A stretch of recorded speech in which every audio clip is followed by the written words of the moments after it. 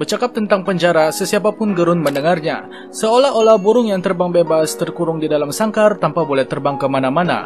Begitulah gambaran kehidupan di balik tirai besi, namun ironinya, masih wujud juga penjara yang menggunakan pendekatan ihsan dalam menguruskan penghuninya.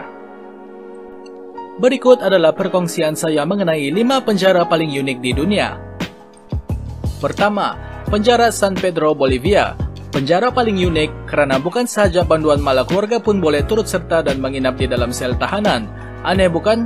Setiap banduan yang baru pertama kali melangkah masuk ke dalam penjara ini perlu membayar uang pendaftaran kepada ketua penjara tersebut bagi membayar kos penginapan mereka di sel penjara. Bagi banduan yang membawa anak dan istri mereka menetap bersama, mereka terpaksa menanggung risiko berdepan dengan penjenayah seksual bahati kering yang dipenjarakan atas kesalahan rogol, bunuh, dan jenayah seksual lain. Untuk menampung kos penginapan dan hidup selama di penjara, banduan perlu bekerja. Antara pekerjaan yang ditawarkan adalah tukang kebun, tukang kasut, serta bekerja di unit pembuatan dada yang sah, yaitu salah satu punca penjana ekonomi penjara tersebut. Sel di penjara itu terbahagi kepada kategori paling daif, sederhana, dan berkelas mewah. Kedua, Penjara Halden, Norway. Bak Hotel 5 Bintang, penjara ini amat menitik beratkan keselesaan penghuninya. Dikenali sebagai penjara paling manusiawi di dunia, dilihat menawarkan servis berkelas 5 bintang kepada tahanannya. Mereka bentuk penjara yang modern di mana penghuninya tidak mempunyai pakaian seragam banduan seperti mana di penjara lain. Tahanan bebas melakukan aktiviti besukan, bermain musik di studio khas, bersenam di dalam gimnasium yang lengkap dengan fasiliti terkini, bilik sel yang selesa persis bilik asrama, dan diberi kebenaran menggunakan dapur untuk memasak makanan sendiri. Tujuan tahanan ini diberi layanan sebaiknya agar mereka menghargai kebebasan dan berharap untuk menjalani hidup yang lebih positif dan bebas jenayah sebaik melangkah keluar dari penjara. Hasilnya, bilangan pesalah yang direkodkan kembali semula ke penjara hampir tiada. Ketiga, Penjara Aranjuez, Spanyol.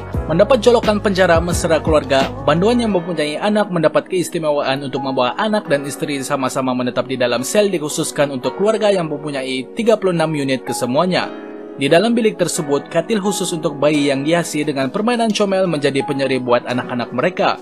Sebaik anak mereka berusia 3 tahun, ibu bapak tersebut perlu berpindah ke sel lain dan anak-anak diserahkan kepada penjaga atau keluarga.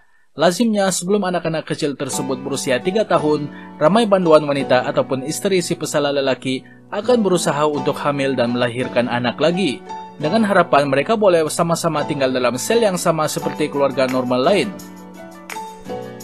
Keempat, APEC, Association for Protection and Assistance to Convict, Brazil. Sekali lagi elemen kekeluargaan menjadi sebahagian dari identiti pusat pemulihan di Brazil ini. Adalah normal keluarga pesalah akan hadir melawat pesalah terutamanya apabila melibatkan hari-hari perayaan tertentu. Sebaliknya di pusat pemulihan ini, mereka menggunakan pendekatan berbeza, di mana pesalah dibenarkan pulang untuk berjumpa keluarga mereka untuk beberapa hari.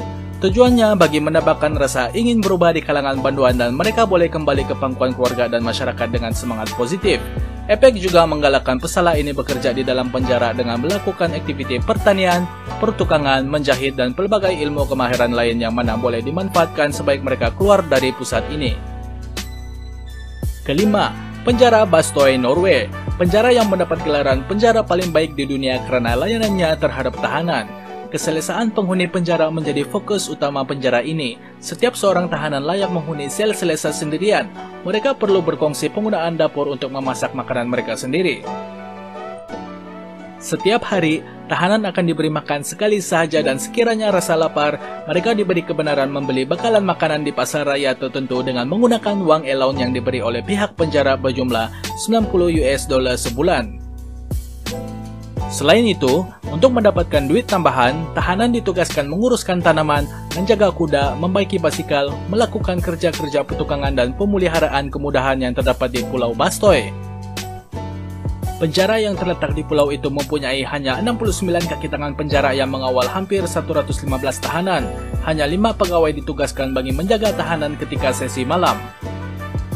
Tahanan diberi kelonggaran untuk pergi ke gereja, perpustakaan, dan melibatkan diri dengan aktiviti riada seperti memancing, menunggang kuda, dan bersukan.